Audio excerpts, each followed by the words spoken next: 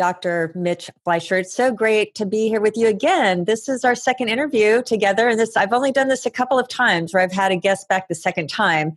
And anybody listening, if you didn't hear our first conversation, I would really recommend to start there, because what I really appreciated about that so much is you are such an educator. And I love the fact that you just speak from the heart. You want to educate people about learning about their own body, the options, what causes illness and inflammation, what's the differences. We talked a lot last time about the differences in the different type of medicine, or the way people practice medicine, and different ways doctors practice medicine. And there's just different differences based on different philosophies. And again, they're just different options.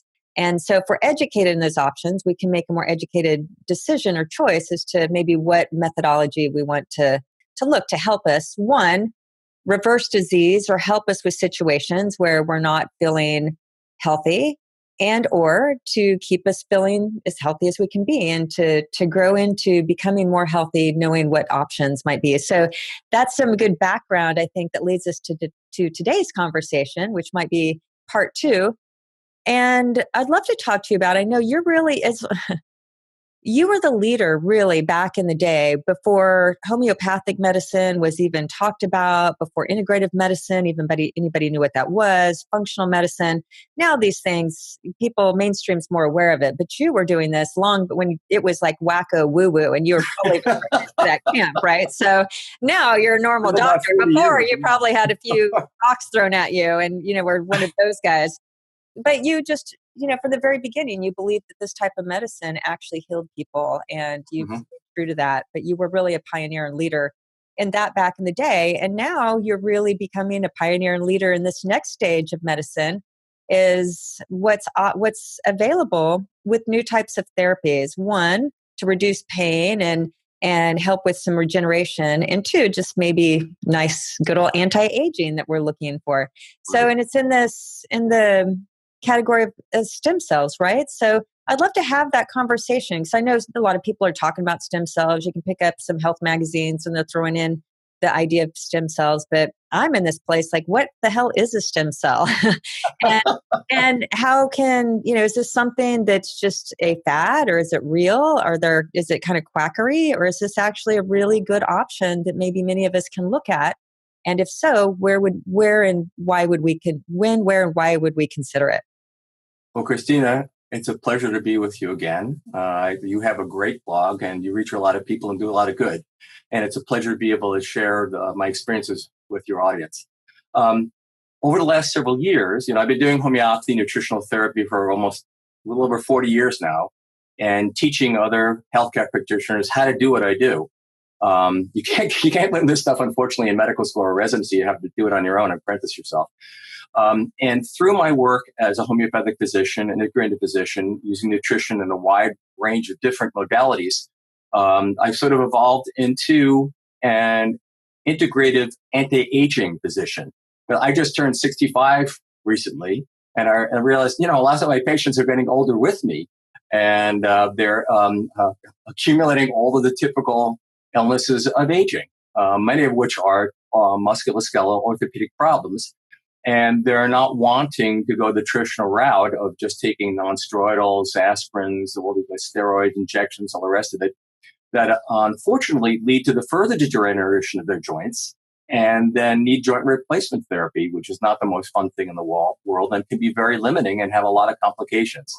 So essentially, the definition of a stem cell is a primitive cell that has the ability to stimulate the healing of our body. To give you an idea where stem cells come from, when we're in utero, when we're developing utero as a fetus, the placenta, which is a part of the birth tissue, which is part of the mother actually, the placenta is the organ inside the uterus that develops to feed the developing baby, essentially. It transfers blood and nutrients from the mother's body, filters it, and sends it into the fetus, developing baby. One of the most important purposes of the placenta is to provide immune support.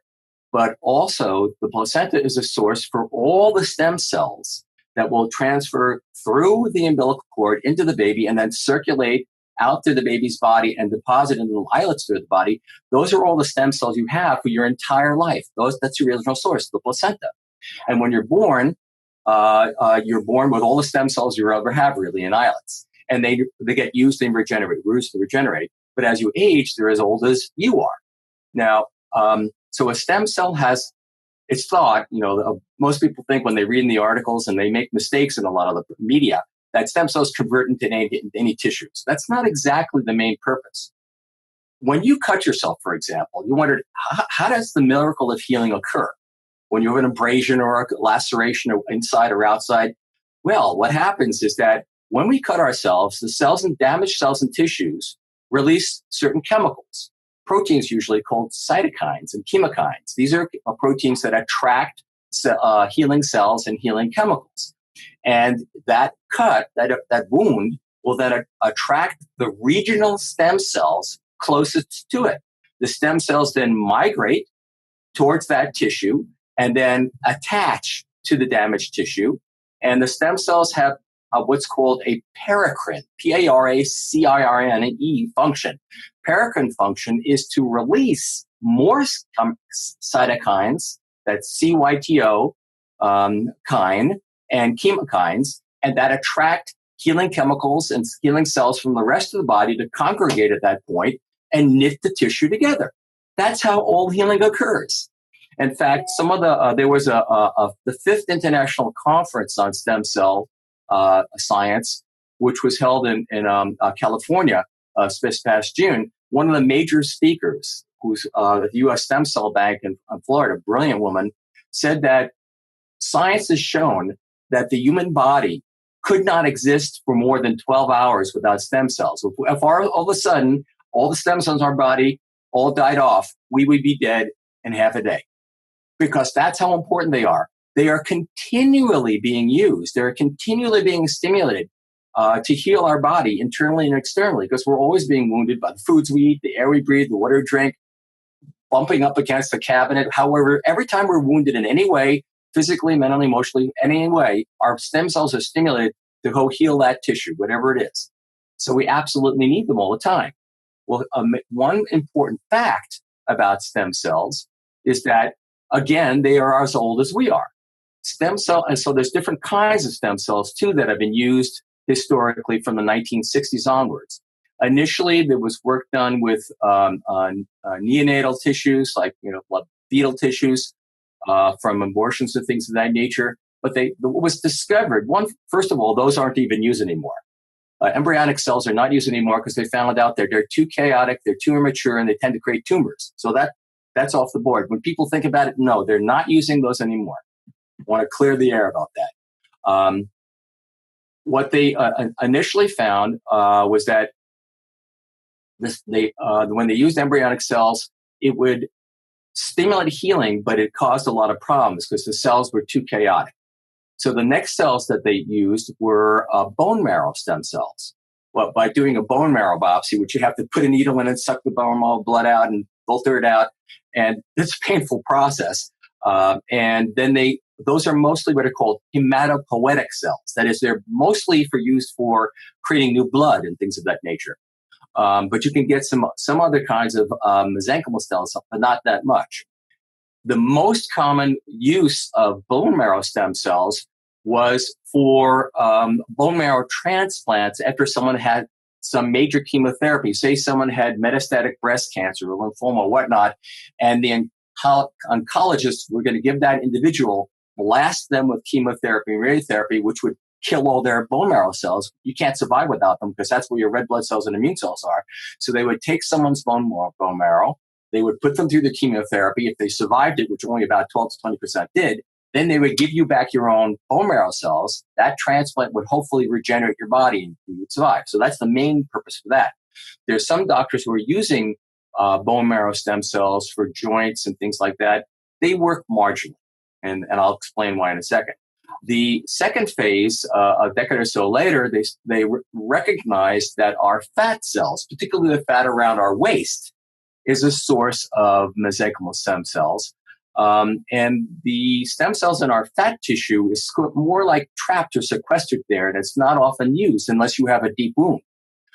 So what doctors would do is a procedure called a liposuction, which is a surgical procedure where they're going to numb you up and scrape it. I have that done, but I tell you, it hurts. And you're bruised for several weeks to a few months thereafter. But they take those fat cells out, they separate out the fat cells, and they spin off and concentrate the fat-derived stem cells, and it'll give them back to you. And those work fairly well for treating joint tissues and some other illnesses.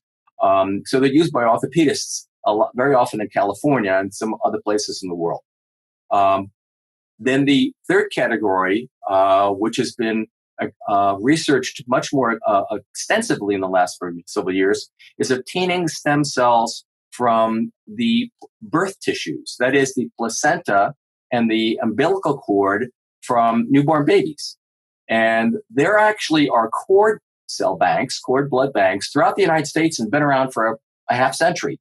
And they routinely will take the birth tissue that a mother, will call the stem cell bank because I want to store my cord blood cells or my cord tissue. And after the baby is born, they'll take the placenta and umbilical cord, screen it for bacteria and viruses and fungi and other chemicals and make sure it's clean. And then they will separate out the cells and nourish them and freeze them at very low temperatures under liquid nitrogen or special refrigerators. And those cells can last up to 50 years in the cord bank. And the utility of that is that should the mother or the baby get sick for some reason, get a bad infection, an injury, develop cancer, things of that nature, they've found that if they take their own stem cells and give it back to them, it heals better than any other therapy you can. There's no conventional therapy that will work better than your own cells. And that's basically the most powerful healing we have is our own healing. Not surprising, really, right? I know that as a homeopath, all healing is self-healing. And shocking, our own cells. Self-healing. Right. That's the whole basis of homeopathy. Homeopathy gives you a special remedy from nature designed, individualized to the person, and stimulates your own innate ability to heal themselves. That's what stem cells are essentially doing too. So what was discovered in the last several years, like a decade or so, is that what differentiates the different kinds of stem cells is that a bone marrow stem cell or a fat-derived stem cell are a mature adult cells. And on the surface of the cell, you have these special markers called HLA markers. That's histocompatibility antigens. And that's what the immune system uses to tell self from other. Is this me or you or whatnot? And if it's different, your immune system can attack it. And what happens sometimes when people get organ transplants, like getting a heart transplant or a kidney transplant or a lung transplant, all these different organ transplants, is those are, of course, adult mature cells that have these HLA markers on them.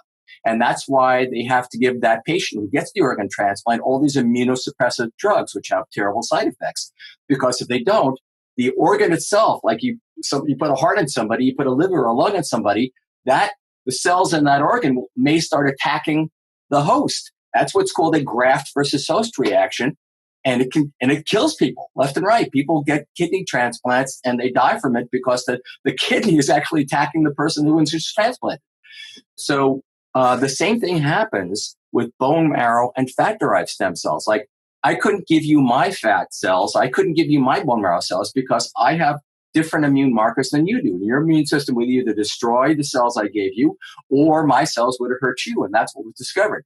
However, and this is what's wonderful, it turned out by careful investigation that the stem cells, the mesenchymal stem cells in placental and umbilical cord tissue, not the blood. Some companies use cord blood. Those are mature. You have to use the stem cells from the jelly-like material inside the placenta and umbilical cord called Wharton's jelly, WHRTON.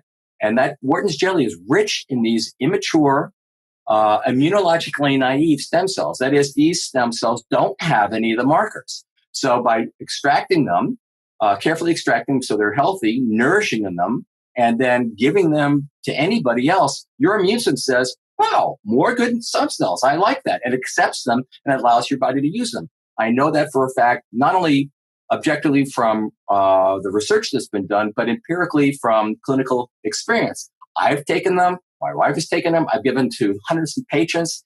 there's no immunological reaction, and they're much more powerful because science has shown that a single mesenchymal stem cell from the placental and umbilical cord tissue, when it's properly prepared and put into a person, will generate over 1 billion new healthy cells in 30 days, in 1 month. One nascent, which means newborn stem cell, has that potential because you know about the term telomeres. You know what telomere means? Yeah, a lot of people. What a telomere is, it's the end cap to our chromosomes. And as we grow and age and our cells divide, the telomeres get shorter and shorter and shorter, and they reach a critical point at which the cell, they no longer can divide. You can't mitose. And then that cell becomes what's called senescent or old and can't reproduce, and then it dies. And then you get enough short telomeres and enough senescent cells, and essentially you die.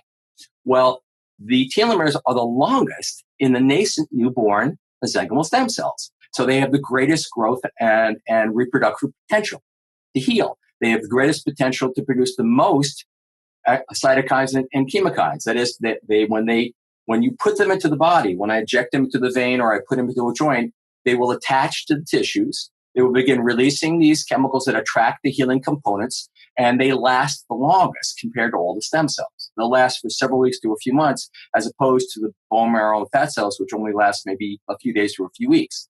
But also, again, when you take bone marrow and fat cells out of a body and extract the stem cell from it, those cells are as old as a person. And they now know from science that if you take bone marrow or fat-derived stem cells from a 60-year-old person, that stem cell, when put into the body, will only generate about 200 new cells in 30 days in a month. So there's a huge discrepancy between over 1 billion and 200 cells. You can see the difference. And that's why I've chosen to use those instead, because they have much, much more healing potential than the cells. Plus, you don't have to do a surgical procedure. There's no need for a painful bone marrow biopsy or a liposuction and having to recover from the surgery. They're already available from high-quality U.S. cord banks that produce them. And we work with one of the oldest stem cell banks in the country. It's been around for several decades. And they have a patented and unique process whereby, whereas a lot of banks will take the placenta and freeze it, fractionate it, and centrifuge the cells out, which damages a lot of cells, you don't get a lot of high-quality tissue. This bank has a way to be able to not do that. They extract the cells to keep them intact and then nourish them and freeze them immediately. And they don't put any chemicals. A lot of companies will put a preserving agent, a prior preservative called DMSO, dimethyl sulfoxide, in the cell. And that sort of prevents ice crystals from forming themselves. Unfortunately, a lot of people who are allergic to sulfa drugs will react to DMSO. And in fact, DMSO is somewhat toxic to the cell. So when the doctor uses those and defrosts them, you have to use those cells within 10, 15 minutes or the DMSO starts destroying the cells. The company I work with doesn't do that. They put a safe substance in it that's actually in your body that does the same thing, preserves them even better. So you could defrost the cells and leave them on your counter for several hours and the cells will still be thriving. What I've also discovered is that there are ways to potentiate the effects of the placental umbilical cord stem cells by adding specific homeopathic agents and nutrients, and also some human hormones like growth hormones, metamedin, which dramatically increase the effectiveness of the healing potential in the joints and in the tissues. And I can give you some examples of the kind of, like we had, it's going on almost 2 years ago now. We had a woman from on the other side of Virginia, the Williamsburg area, call us up. And she and her husband were retiring. They were real estate agents. They were retiring and wanted to walk the entire Appalachian Trail, which is over 200 miles. So she began walking in her neighborhood on flat ground. And within a couple of weeks, her knees were painful and swollen. She goes to her family physician, who sends her to an orthopedist and said, "Oh, your knees are shot. You need joint replacements." And she flipped out. And so she spoke to one of her friends who happened to be one of her patients and told her about what we do. And she's decided, I'm not getting my knees replaced, because the doctor told her she may never be able to walk the Appalachian Trail if she had the surgery. And that wasn't on her agenda. So she came in and I examined her, and it was moderately severe arthritis, like what almost bone on bone. but there was enough there left that we could do something about it. So we began with two, what we called JRT treatments, joint regeneration therapy, where I use, again, the special homeopathic remedies that decrease inflammation and stimulate regeneration. I found in my research that there's a company in Germany that one of the biggest homeopathic companies in the world. That's the benefit of having board certification in homeopathy. I know these things. It's wonderful therapy because it's completely non-toxic. Well, in Germany, doctors regularly inject homeopathic remedies in the joints that decrease inflammation and stimulate regeneration. Because in homeopathy, we can use healthy substances like cartilage in what's called a sarcode, a homeopathic remedy made from a healthy joint tissue. And in this case, it's homeopathic cartilage, which stimulates our body to produce more cartilage. So I use that. I use the vitamins and nutrients and minerals that the joint cells need to regenerate themselves. I also use a short and long-term numbing agents to make the process comfortable, which is nice. We use recombinant DNA, human growth hormone, somatomedin, because in my research, I looked at, after having had the procedure done myself in the 90s, it was when I had originally had done prolotherapy. Prolotherapy is short for proliferative therapy or reconstructive therapy. It's been around for about 80 years. And it's what orthopedic physicians do, not orthopedic surgeons. Surgeons cut, physicians try to do something other than cutting. And they reasoned that if the healing process begins with acute inflammation, we ought to not stop that. And one of the reasons that people wind up with joint replacement is that the regular doctors, or conventional allopathic doctors, will put people on, non-steroidal anti-inflammatory drugs like ibuprofen, the ketoprofen, all of those, Motrin, Mobec, a whole bunch of names. Those drugs, yes, will decrease short-term inflammation and pain, but by stopping the inflammatory process, and if you get a steroid injection, it does the same thing. It stops the acute inflammatory process. Since the acute inflammatory process is the initiation of the healing phase that allows the body to repair itself, that stops it. It stops the healing.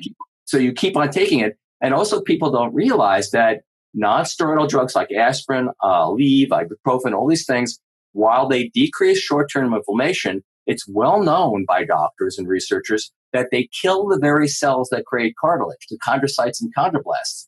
So you actually promote degeneration. And in fact, in Scandinavia, where they have socialized medicine, they no longer allow doctors to prescribe long-acting steroids like Feldene and others because they know those patients who got those long-acting steroids will have progressive degeneration and will wind up with expensive joint replacement therapies. But in the United States, where big pharma controls everything, it's rampant. And everybody can go to the store and get these things. And they don't realize that they're actually damaging themselves. In addition, non-steroidal drugs damage the lining of the stomach and the esophagus. They damage the kidneys and the liver and have all kinds of side effects in addition to accelerating arthritis. So we don't want to do that. So the acute inflammatory process is an important thing not to suppress. So that's why proliferative therapy or reconstructive therapy was developed. They would use different simple drugs like 50% dextrose or sugar or malic acid or other things and inject into the joint, re-stimulate acute inflammation, which then would go on to restart the healing process. When I had it done on my knee, in the late 90s, I went on a long trip in Grand Canyon and canoeing and all the rest of it, and split my left medial meniscus flapping in the wind, and it hurt like heck. And instead of having my knee surgerized, because that's what they recommended at the local major university hospital, and I was too young for that, I looked in and I found prolotherapy, had it done, but I was told I would need about 12 to 14 treatments for my knee to heal because it was really split down the middle. The meniscus in your knee looks like a horseshoe, and usually the inner side, the medial side, gets broken down, and regular doctors would tell you that will never grow back together. Cartilage will never grow. They just have to cut it out. That's not true. Your body has an amazing ability to heal itself if you just know how to do it.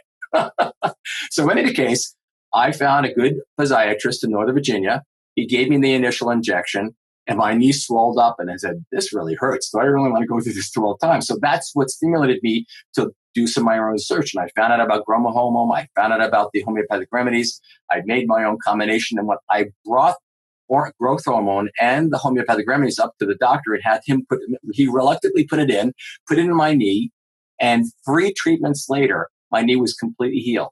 And I saw the doctors again at University of Virginia, and they couldn't believe, how did you do that?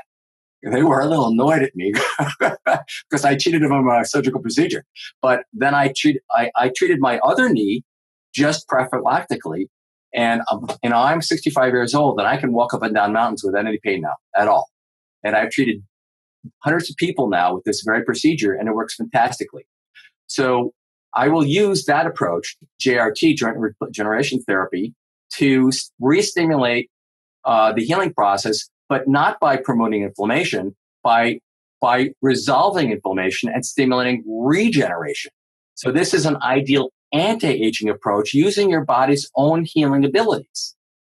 Because that's the whole idea of homeopathic nutritional therapy. We are stimulating your body's own innate ability, God-given ability to heal itself, which makes a whole lot more sense empirically, to me at least, and a lot of my colleagues.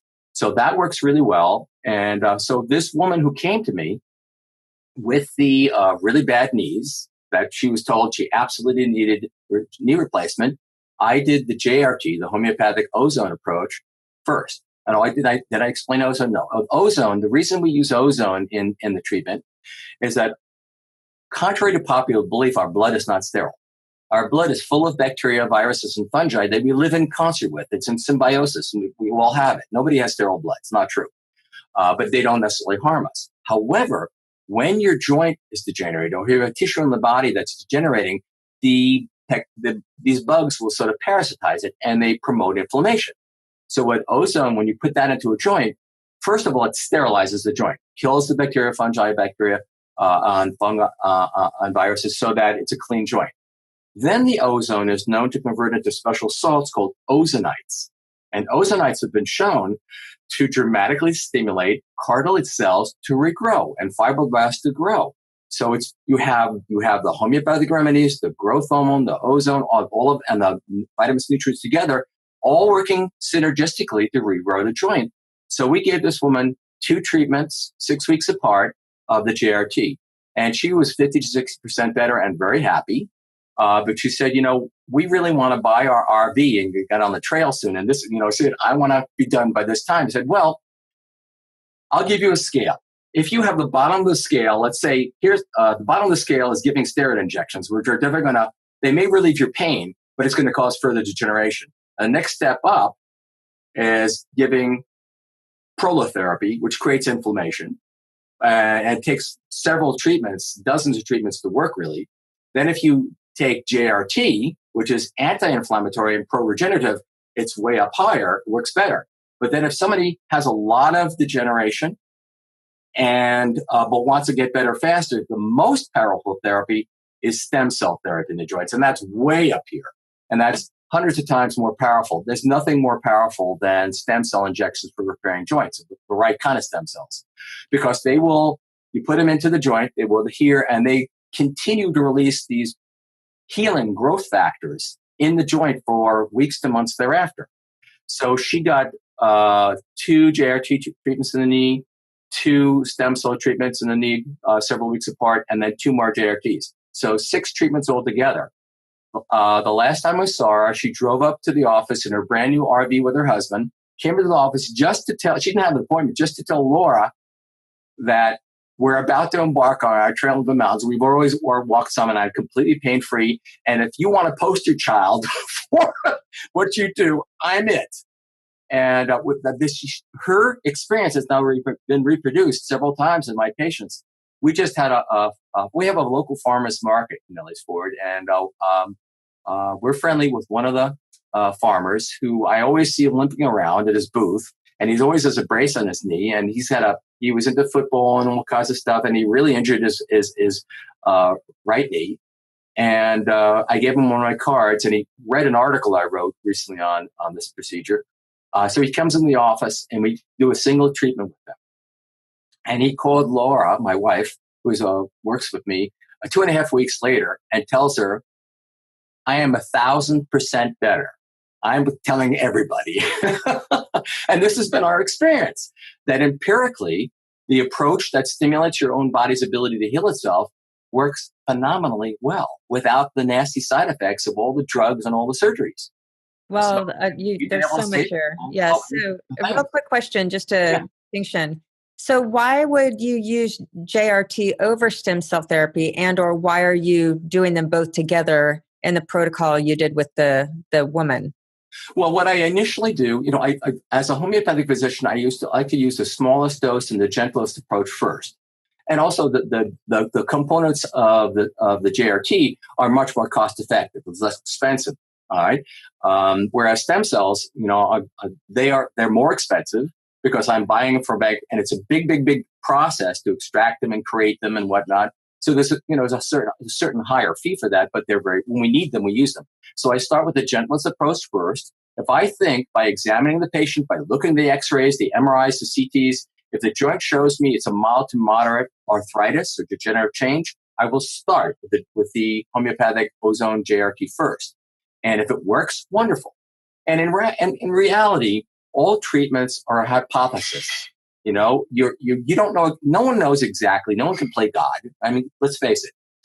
So I will try it with the gentlest, most cost-effective treatment first. If it works and they're doing great, wonderful. That's all they need. If someone has more severe arthritis, they come into the office and their knee is shot. Like I just saw someone just this past week, and he had some pretty severe ski injuries when he was younger, and he had a previous medial meniscectomy. That is when doctors go in, they cut out the inner part of the kneecap, done the kneecap, the meniscus itself.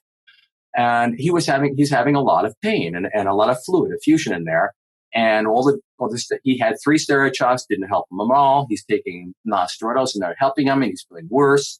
So he heard about us, came in, I explained what was going on, looked at his x-rays and realized, well, I'll give you initial pain relief today with the JRT, but I think you're probably going to need stem cells because your joint is shot.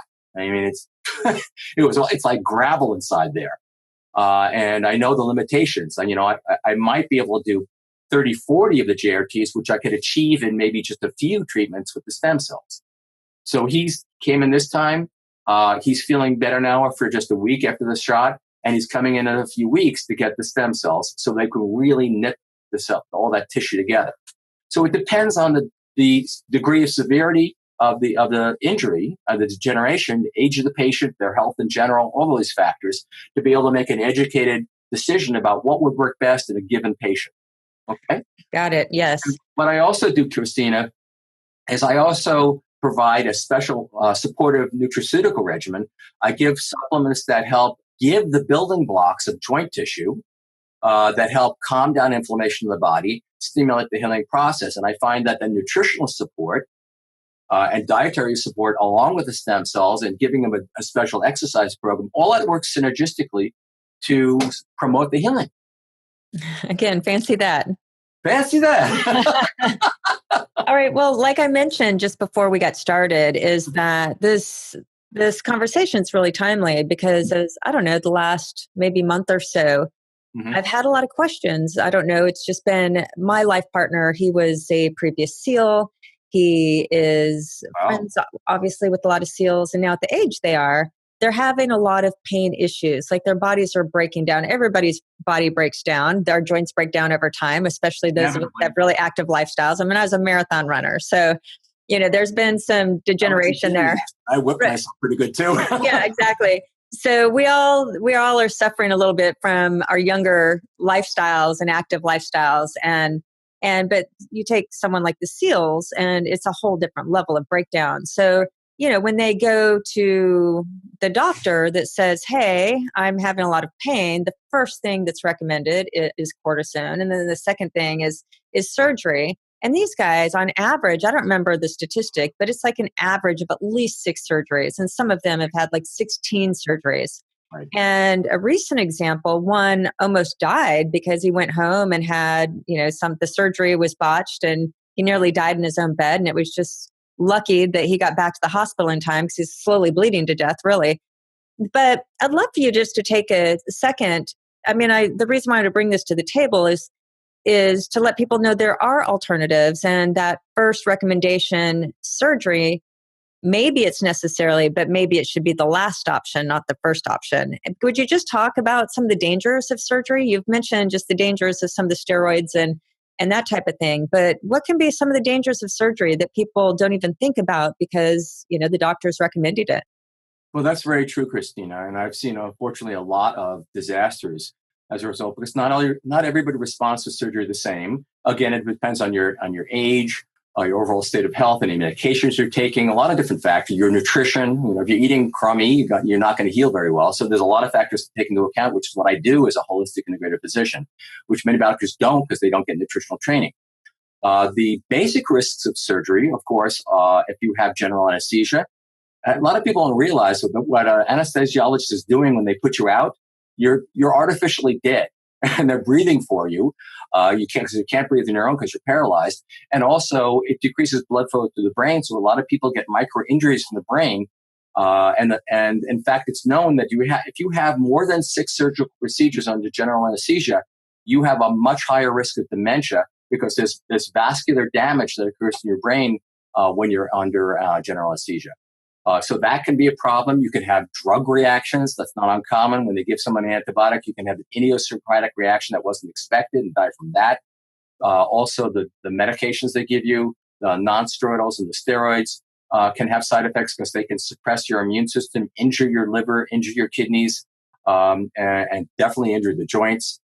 Can lead to and when people take things like non-steroidals and even Tylenol long term, it's known to cause chronic kidney failure and chronic liver failure. I mean, they're not safe long term, even though the drug industry says they are. Surgeries can also lead to infections. You can get an infected joint. You can get sepsis, which is infections of the blood in the whole body, and die from that. There's a lot of things that can happen.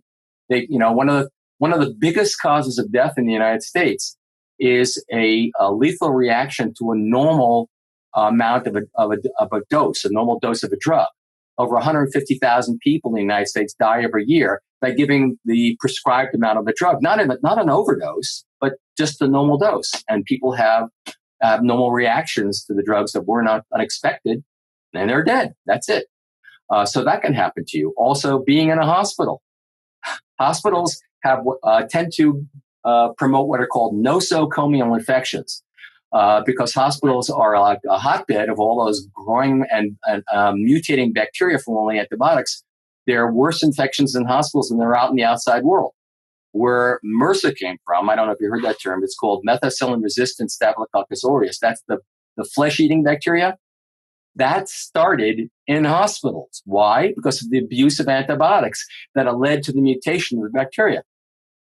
So those are all the things that can happen with surgery. But the very reason for not jumping into surgery is to give someone's own body the chance to heal itself. Do the gentlest thing first. I mean, that's what Hippocrates, the father of Western medicine, talked about.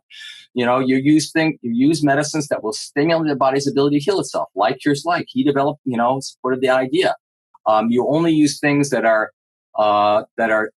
unlike the anti things like antibiotics, antihistamines, antineoplastics, all the anti things, when you have to suppress a process, not heal it. And his biggest method for healing was by faith, by believing in your own body's innate God-given ability to heal itself. And that's how he did it, with food and nutrition and enemas and detoxification. He was the original naturopath, not an allopath. He was a naturopath. That's amazing. And so basically, that's what I seek to do. When we will initially evaluate a patient, look at all the physical, mental, and emotional and constitutional symptoms, see what someone's overall status of health is, what they need. And what I do is I suit the therapy to the patient. I don't try to suit the patient to the therapy and jam a square peg into a round hole or vice versa, which happens in most of conventional medicine. We try to suit our endeavor is to suit the exact therapy that the patient needs to them and individualize it. And in the long term, I found over my several decades of practice, that's the most effective approach.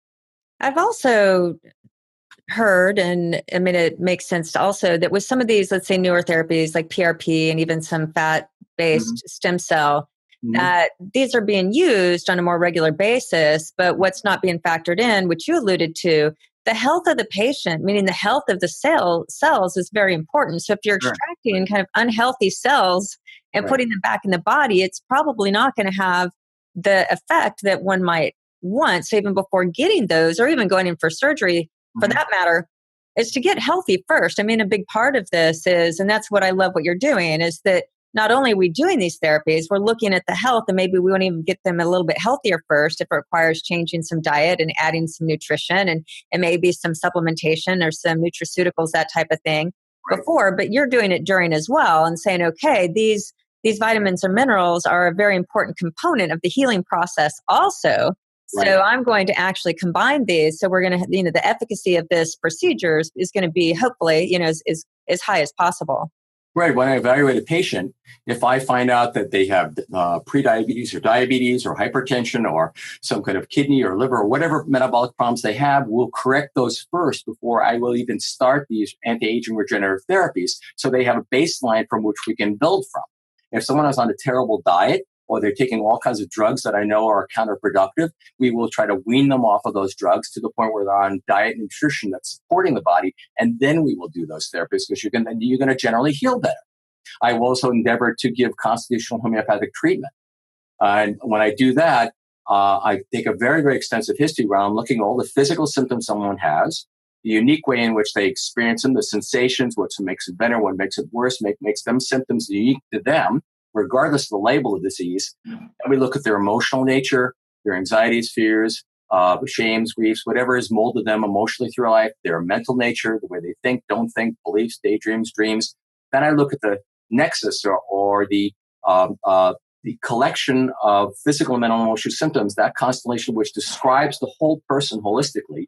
I analyze that and compare it to tens of thousands of homeopathic remedies, find the single one that matches their pattern most directly. And that remedy, which we call the true constitutional similum, the most similar remedy, because homeopathy comes from the term homeostathos, similar suffering, that remedy then acts as a bioenergetic, not biochemical, bioenergetic stimulus or catalyst that gives their God-given innate defense mechanism the energy and information to do what it would have done to begin with. It's like kickstarting your own healing engine.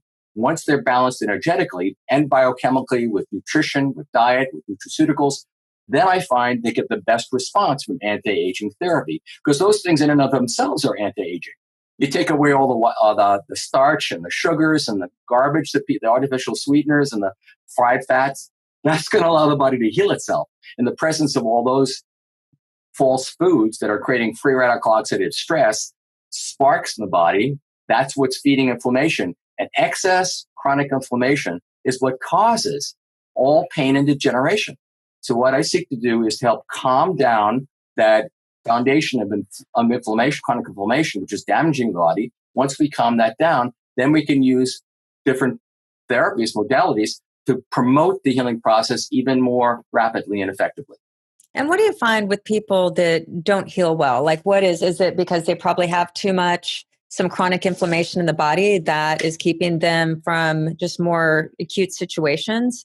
Oh, sure. Healing and I'll give you an example. We had a gentleman come to us a couple of years back who's a bodybuilder, and he really big guy, but he was in a lot of pain in his neck and his arms. In fact, he had by lifting weights that were too heavy and eating a diet that was just ridiculous, way too much meat and not enough vegetables and things like that. He generated a lot of inflammation in his body. He was also not eating according to his metabolic type, which made it worse, which worsens the inflammation.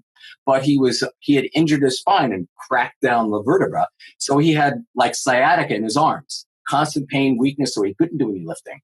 The first thing I did was to change his diet, get him on the nutrients that would help balance his metabolism, and agents that would calm down the inflammation and start his body's own regenerative process, gave him homeopathic treatment based on his mental, emotional, physical type. And then we did a combination of JRT therapy and stem cell therapy right along the spine. And within a matter of months, he's completely pain-free, the neck's fine, the joints are fine, and he's happy as a clam and sending me lots of patients. Wow. Well, and that takes me to even say my personal situation, because just with my personal lifestyle, Uh-huh. that's pretty active and lifting some weights or doing resistance training or doing some running here and there. And after lots of car accidents and gymnastics and who knows, I mean, I get like really severe neck pain. Mm. And, I usually go to a chiropractor to help out, and that relieves it for a good period of time. But I don't take any medication or NSAIDs or anything of that nature, very, very rarely. But would that be something you would look at? Is just look at, let's say, something like my neck, where now I'm like just living in more maybe pain than I've never even thought I would get to the place where I would experience pain honestly. Yeah, what we would do initially, I would look at any of the X-rays or the chiropractic or osteopathic reports to see, did they think it was an orthopedic problem? Was it your cervical spine? Was there any subluxation of the discs? Was there degenerative joint disease or osteoarthritis? Or was it musculoskeletal? Because a lot of neck pain can actually be referred from the shoulders. A lot of people who get neck pain, headaches across here, is actually due to trauma to the muscles in the trapezius or these muscles here. And I can examine that and find out, do you have localized fibromyalgia? And if you have, like, say, a point right here, there's a point in the back of the shoulders here that tends to be referred up to the head. Right here, you have headaches right over your eye.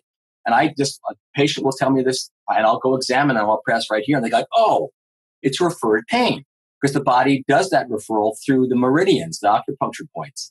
If I find that, I will have them do different naturopathic procedures, hydrotherapy, hot and cold compresses, topical natural anti-inflammatories. If that relieves their pain, and I teach them exercises of stretch, and they go, sort of fine. If it continues because they've injured the muscle, one of the things that happens in fibromyalgia, when people get pain all over, they usually have not been exercising, and then when they go to do something, they tear the muscle.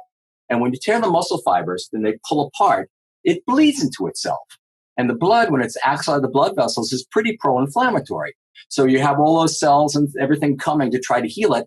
And what happens is that the inflammatory process kind of melts the muscle fibers, and it forms what's called a myogellosity, a little scar of muscle. And as that scar, almost all scars contract over time. As it contracts, it pulls on the surrounding muscle fibers. And then you have less flexibility and range of motion, and you tend to injure yourself more, and you get more and more and more of those little scar points.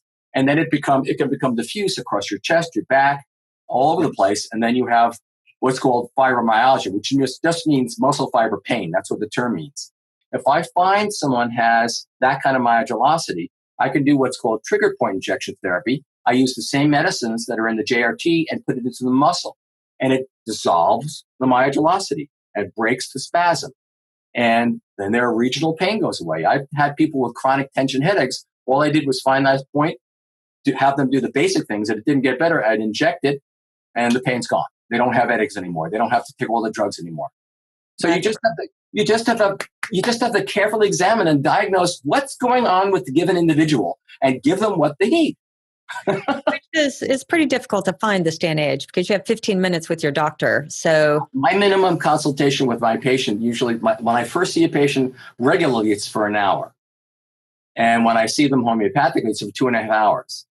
And my follow-ups usually are a half an hour to 45 minutes, because you can't find out what's going on with somebody in 15 minutes. You just can't. In fact, I was at the Medical College of Virginia as an assistant clinical professor of family medicine for a number of years when I first got into practice. And we did research on how long a doctor is actually listening to the patient before they think about what's going on, how to diagnose and what to prescribe. Well, if in a 15-minute appointment, usually you're waiting for the doctor for hours. When they finally come in there, on average, a doctor is only in the office with you for 6 to 7 minutes. And guess how much time they're actually listening to you before they start thinking about what they want to prescribe for you? 30 seconds. 18 seconds. Wow. 18 seconds. So how much can you learn about any other human being who's had this whole long life in 18 seconds? You can't. And for my homeopathic consultations, I've designed over the last several decades a 80-question questionnaire, mental, emotional, physical questions. I have my patients fill it out before they even see me. I analyze that, take an hour, 2 or 3 hours to analyze it, and then I sit down. So usually on average, I'm spending 4 to 5 hours from a homeopathic perspective So by the time I prescribe, I really understand that person, mind, body, and spirit. Well, Right? you really do. And I've actually seen your questionnaire and you ask about the emotions. And because I know you believe our emotional state's a big part of our healing process. And Because if there's we no don't factor that, separation. there's no separation. Right. We have this artificial separation between mind, body, and spirit. There's no such thing. We're one continuum. Because we're not just physical beings, we're bioenergetic beings that exist physically, mentally, emotionally as one continuum. And when we want to heal somebody, you have to understand all the components because the physical affects the emotional, emotional, the physical, the mental. It's all interrelated. And when you understand someone holistically, then you know what they need to help heal them if you're observant. All right. So if someone's actually having some chronic pain and it's becoming an issue, it's affecting their lifestyle. One, there are other alternatives that you've brought to, that people are listening, that at least research these, that there are these new therapies available, check into them. There are alternatives or at least something to consider maybe prior to surgery and maybe put that as a last resort. Sure, I can send you. I'll send you articles I've written on the subject that you can share with people. Oh, that would be great. Mm-hmm. Also, what about just the idea of anti-aging? So let's say somebody that's not really experiencing any sort of pain. I mean, aches and joint pain is sort of happening as we get older. But do these same therapies work for those that actually just want to slow down some of the aging process, or if it's possible to slow it down? But would you recommend those for those that actually say, what's available to just keep my body, my joints, my cells healthier and happier, and so I can be active longer? Exactly, Krisstina. This is actually a field I've grown into over the last decade or so. Because I'm getting older. I'm 65 now, and I've had some of the therapy done. If I as I'm getting older, the back of my hair was getting looser, and looser to come. I'm not terribly vain because I can't even see it, but I just to experiment to see what would happen, because that happens to a lot of men and women. I had stem cells injected in the back of my head. Well, the hair grew back. I said, wow, okay, this is cool. But the stem cells I use are unique in that they're not just pure stem cells. They actually bathe them in the PRP from the placenta. So you're getting the benefit of both. You're getting the platelet-rich plasma and the stem cells together. And the PRP actually nourishes and supports the stem cells, so it works really, really well together. That's why I like using this particular combination.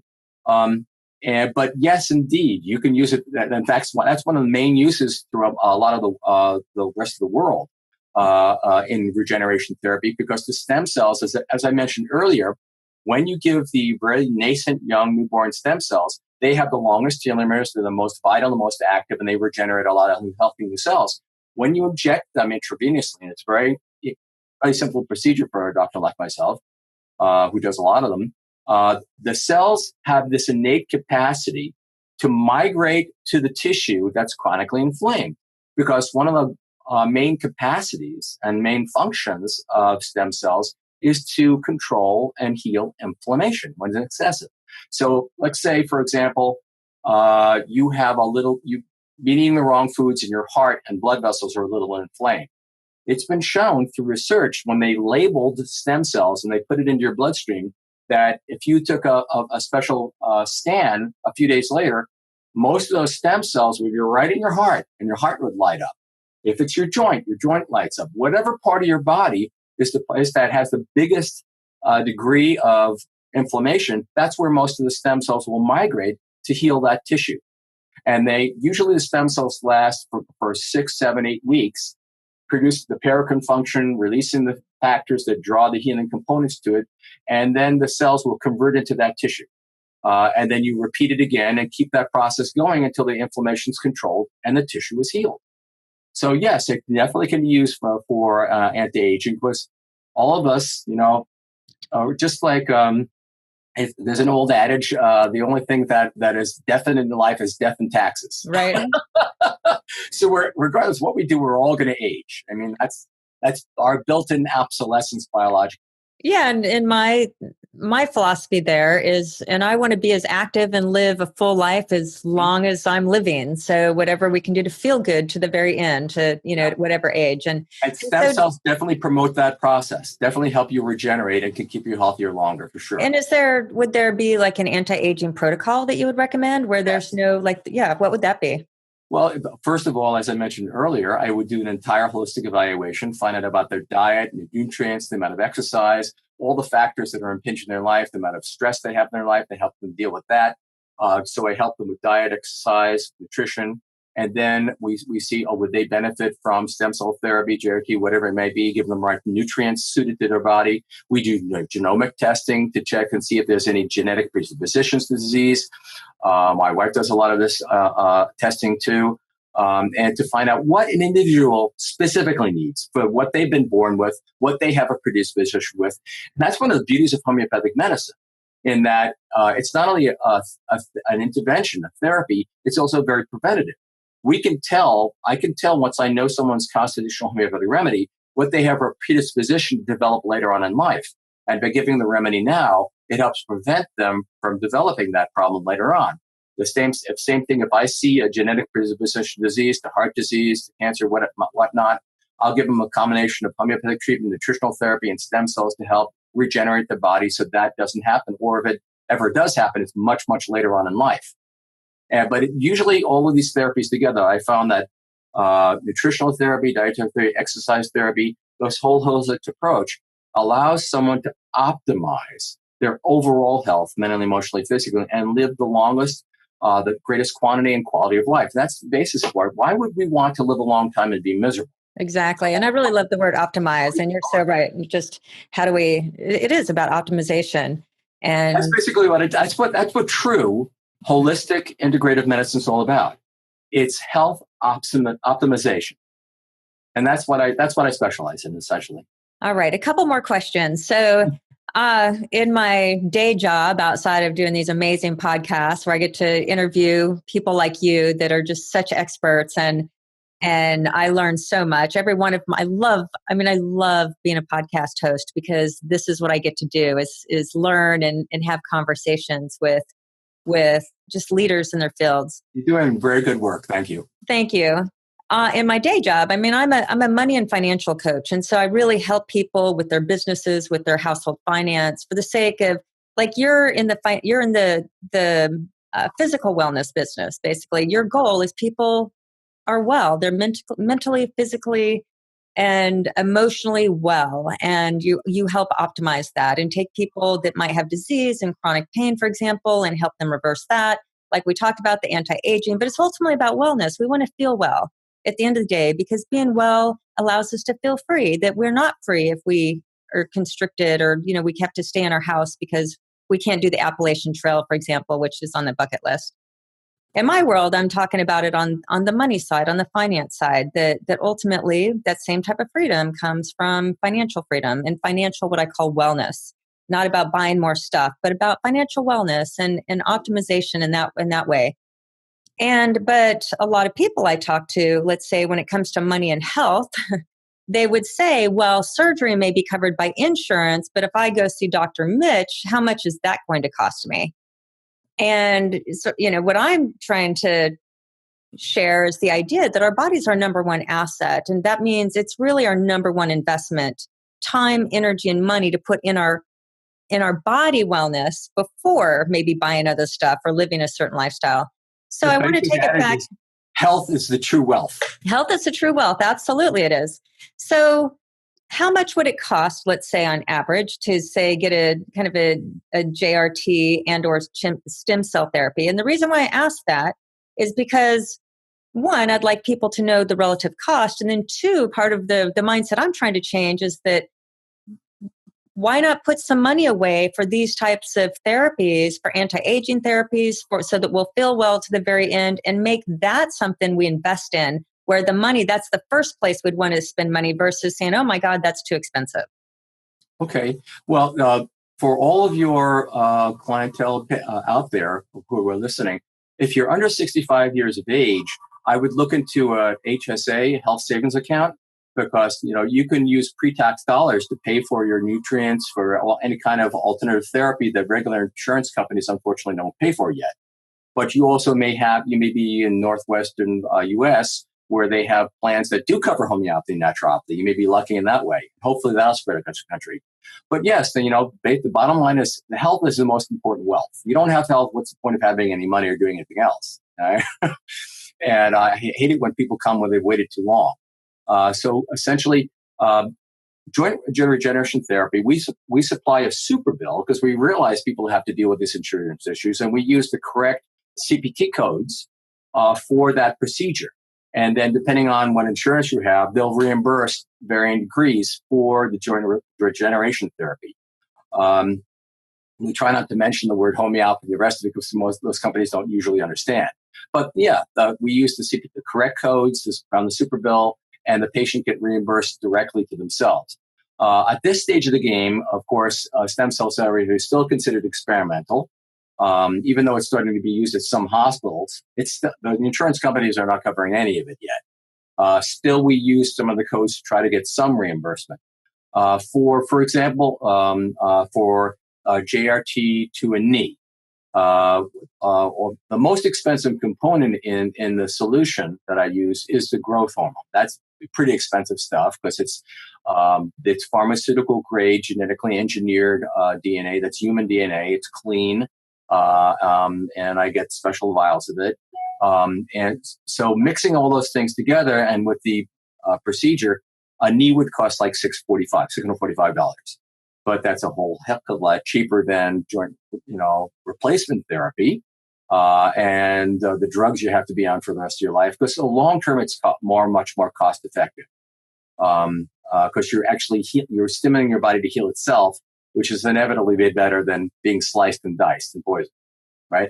The stem cells, when I buy them from the U.S. banks, and the stem cells we get are only from U.S. patients, babies and moms, and U.S. hospitals and U.S. banks. So it's controlled. It's all FDA controlled. The FDA, contrary to popular belief, has a major control over the core banks, and the bank we used has been one of the top in the country for decades.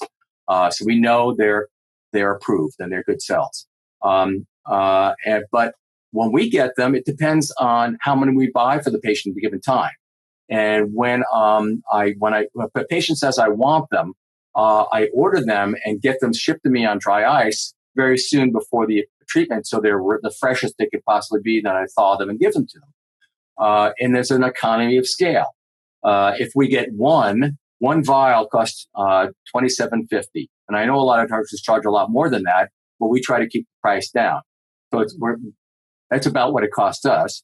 And if they get more, as we get more cells, the banks give us a break. And we pass that on to our patients. So the more cells they buy, the less expensive it is. And we can store the cells for a certain period of time. Let's say over a 3-day period, they come in and say someone is coming in for multiple sclerosis. And we've treated several patients with neurodegenerative diseases with MS quite successfully with stem cells and nutrient therapy and homeopathy. If they come into a 3-day period and they're, say, getting 12 vials, it's going to be less expensive to buy the 12 vials rather than just single vial. So there's basically economy of scale. Yeah, it is. And for something like a $10,000 investment can change the quality of your life drastically. Right. And how much is the return on that $10,000 could be productive-wise, could be hundreds of thousands of dollars, but quality of life-wise, like how do you put a price tag on that? Right.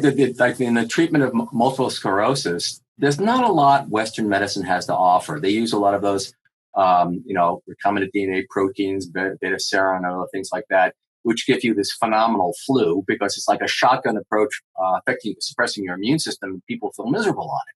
That's why they come to me. They don't want to take that stuff anymore. We had a woman come to us who was using a walker because her legs are so weak and her arms are so weak. She couldn't raise them like that. That was it. And she couldn't put her arms above to even get a dish out of the cabinet. And actually, when I look at all the causes of why people have this condition of limbo, just because they come in with a label, multiple sclerosis, I want to know, is this really it?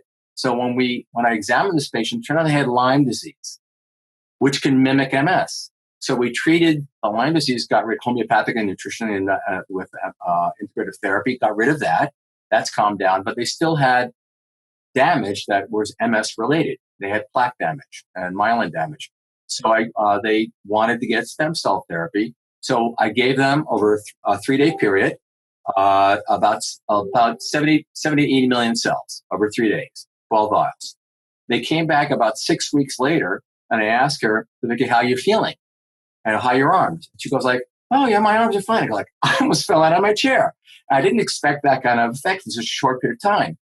In addition, she had her legs were about 15% better. After the second treatment, about 6 to 7 weeks later, now she doesn't need help from her son and her husband to get up into work. She now can virtually lift herself out into her walker.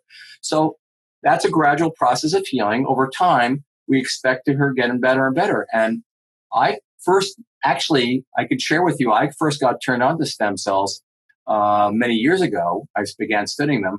One of my patients in Texas had MS. I've been treating them for over 20 years homeopathically and nutritionally. They've been doing well, but she really wanted to kick this thing already. And she was getting to the point where she was really, really weak. She was dragging her right foot. She was having she lives probably near you in Texas, and the Texas weather there is miserable for MS. It's so hot. She'd have to stay inside all summer long. She didn't like living like that. So I found out about the stem cell center in Panama, Dr. Reardon's thing, and I sent her down there. And after 3 treatments, she's dramatically better. And she's been referring some of her friends and patients to us here now so they don't have to make the trip down to Panama, which is very expensive and a hassle and the rest of it. So when I saw that result, and when I saw the results of other patients getting this kind of therapy, I realized I have to offer this to my patients. Because the reality, stem cell therapy is the therapy of the future now. I think eventually, I hope it doesn't take 20, 30, 40 years 50 years for us to happen. I would like to see the stem cells of every newborn baby. I'd like to see the birth tissue, the placenta and umbilical cord of every birth stored for that given patient. And they could be stored up to 50 years or so. So that's pretty good. And they have new techniques for expanding the cells too. So they may be able to make it last even longer. So that any injury you had, any infection, illness, whatever it might be, trauma, you could use your own banked stem cells to heal yourself. And there's nothing, Krisstina, there is absolutely nothing more powerful. Stem cells are the most powerful medicine on planet Earth. And we're just really learning how to use them. I have a case, I'll share this with you. This was one of the most amazing things I've ever seen in my entire medical career, being a doctor over 40 years. One of my patients' sons developed chronic alcoholic cirrhosis of the liver, which is scarring down the liver because they were dealing with a very painful marriage rather than going to counseling, by drinking a fifth of vodka every day for lunch. He found dozens of bottles in the back of his truck. Well, he presented to the emergency room vomiting blood, because what happens when your liver scars down, it backs up the portal blood into your esophagus. You have like hemorrhoids of the esophagus, which are very fragile. It could break and you can bleed to death. So he presented to the ER in that state at 35 years old, right? With a young, beautiful wife and a 2-year-old child. Not a good situation. And the major university hospital to whom he was transferred said, even with a liver transplant, which you have to take all these horrible immunosuppressive drugs that can give you infections and cancer, he only had 3 months to live, even with that. So his father, who was one of my patients who I treated with JRT and stem cells, called me and begged me, could I do something for him? And I said, I don't know, honestly. This is a really bad situation, but I'm willing to try. And I reasoned that, we were talking on the phone, I said, the only thing I can think of would be stem cells, because the liver is a very regenerative organ. It's constantly every time we eat a taco with a lot of spices, we knock off some liver cells. So every time we take a Tylenol or any drug, we're knocking off liver cells. But the liver regenerates. So I figured, well, let's see if they'll regenerate the liver. So they bring him into my office, and the whole family comes in, and he looks like a space alien from Saturn. I mean, he's literally so jaundiced. He's so full of bile that he's orange. from head to toe like a pumpkin. There was no white in his eyes. It was just all bile, all orange. And he was skinny as a rail, and he used to be athletic and muscular. He was looked like an Auschwitz victim, Holocaust. And he had fluid. What happens in chronic cirrhosis is that your liver leaks fluid from your blood, and his belly looked like a double watermelon. He was full of ascites. So he looked terrible. And there is also objectively, there are certain laboratory scores that tell you how sick someone is when they have this kind of liver disease. Normal total bilirubin is 1.4, right? Total, that's what the highest should be. His was over 40. Holy cow. It's not good for the brain, all right? That's why he was orange. Also, there's an international score called the MELD score, Minnesota End-Stage Liver Disease score, that doctors use to determine whether you need a transplant or not, if your liver is going to survive or not. If it's over 21, they say, hepatitis also say your liver's shot, we can't heal it, you need a transplant, that's it. His was 36. Okay? And here he is, 35 years old, looking like hell. So they're sitting down in front of me. He's like looking down, and I said, listen, I'm seeing you because of your dad. We're going to do everything we can to help you. But here's the deal. If one drop of alcohol passes your lip, I'm going to kick your butt out of here. The whole family cheered, and he said, I promise. So I put him on intensive nutritional therapy. I put him on nutraceuticals that support the liver, support regeneration, decrease inflammation, all of that. And then we we started stem cell therapy the next week. And for the 2-week period, he came in and I gave him over a course of 2 weeks, about 150 million cells, a lot of cells. So I figured, this guy has 3 months left to live. We got to do everything we can now. So I arranged to see him back in 5 to 6 weeks and see how he's doing. Well, first he came in with the family, carrying him in and sitting him in the chair. Next time he comes in, this guy walks into our front door on his own, and he sort of looks like the patient. And he said, is that you? And he said, yeah. He said, and the ascites is completely gone. His belly is flat. He's beginning to have more muscle. There's no jaundice in his skin. There's a little layer of yellow under his eyes. It's like 99% gone. And I said, I told you if any changes happen to call me. He said, why did you call me? He said, well, I thought I'd just wait to surprise you. So thanks a lot. I said, when did the swelling in your belly go away? When did the ascites go away? It's all about 2.5 weeks after the treatment. I said, oh my God. I said, you're taking the water pills, because they give you 2 water pills, spironolactone, which is lactone, and furosemide that drain the fluid out. And I said, are you taking those? No, I stopped those immediately. I said, you're not taking them? No. So it had gone away and had not come back. And when we rechecked his bilirubin, it went from the 40s to 21. I saw him 6 weeks after that. It came down to 15. I saw him after that, and his bilirubin is now 1.3, which is normal, right? His MELD score has gone from 36, and it gradually came down to 19, then to 15, the 13, and the most recent one about 2 weeks ago was 11. And when the MELD score is between 9 and 19, you no longer need a transplant. If it's below 10, consistently, you're clear, you're fine, right? So needless to say, he passed the 3-month mark. Slightly. It's over 2 years now. And if you looked at him, you'd never know he was ever sick, because there's no jaundice. He's working out again. He's an Adonis. He was told by the liver doctors that he would never be able to have any more children, because the liver kind of shoots your testes. They had twins about 3 months ago. What a story! What a story! I treated the wife too, and she's very happy. So you're a believer. Yeah, I mean, this is it completely blew my mind, because here's a condition that's considered uniformly fatal. There's no known treatment for it. And we did an quote unquote experimental therapy based on healing his own body's ability to heal, promoting his own body's ability to heal itself. And I now have direct, objective clinical experience that it works amazing. And I would do this for anybody now. Okay, well, I have a couple questions. I can't even believe how fast our time's gone by. Mm-hmm. So, and thank you. I know you're a busy man, so to offer this time is extraordinary. So thank you. So you're in Virginia, so anybody close by Virginia can find you. What do you recommend to those that can't make it to come see you? Are there... Well, we've actually had, we actually have an office in a resort area, Virginia, below Ware Green Resort. So it's a lot of bed and breakfasts and places to come. We've had patients from Florida, California, Texas, New York. The latest one is from Indiana. We have Michigan. They find out about me through other patients, mostly word of mouth, because I really don't advertise. And they come and they stay, and we give them treatment over a few days, and they go back home. That's perfect. All right. Well, I asked this question. They come and they have a medical vacation. Exactly. I love it. I mean, I think that's going to be really the purpose of many of my vacations. Well, where we live here, actually, the Nelson County in Virginia, Central Virginia, is like the Tuscany of America. It's absolutely gorgeous here. That's where we live here. Well, why not make a wellness vacation? So versus, I don't know, maybe spending 15 grand on a cruise. Why not come spend a few days in Virginia and just feel great and come out a better person? Wonderful.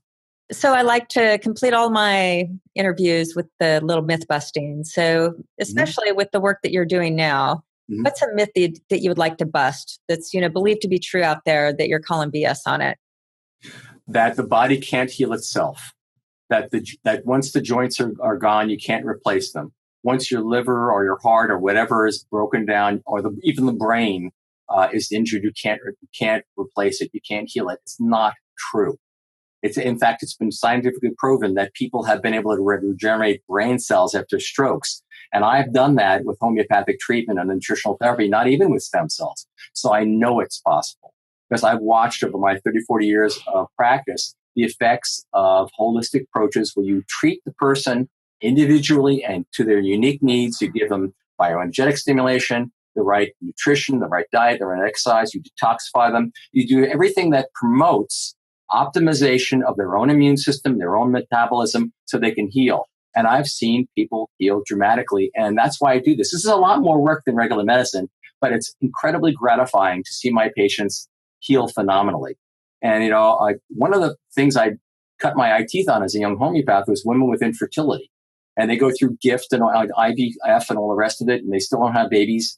And the first dozen women I treated with homeopathic remedies, I'm seeing the children of the children now as my patients. Real family practice. Yeah, that's awesome. Well, and what I love about you is that you've been practicing for 40 years. And when I see a lot of doctors that have been practicing for 40 years, they're just burnout. They're tired. They don't look too healthy.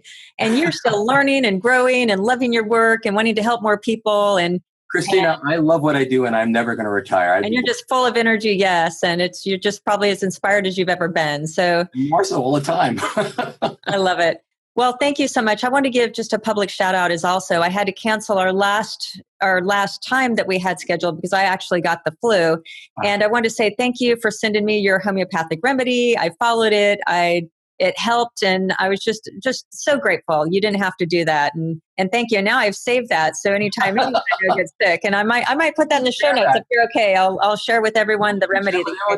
That's what it's for. That's what it's for. So thank you so much. Actually, obviously I'll put every way to contact you in the show notes so those listening can easily find you. And again, just thank you for your time. Thank you for being you and the work that you do. Thank you, Krisstina. Thank you for being you. Thank you. God bless.